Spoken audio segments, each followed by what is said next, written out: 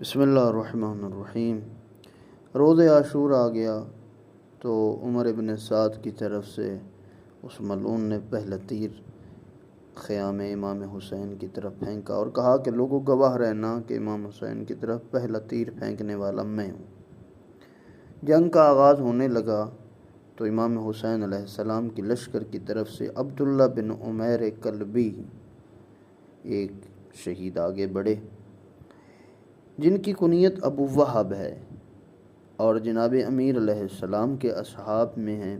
کوفہ میں محلہ بنی حمدان کے نزدیک چاہ سعد کے پاس گھر تھا، جس میں اپنی زوجہ ام وہب کے ہمراہ رہائش پذیر تھی۔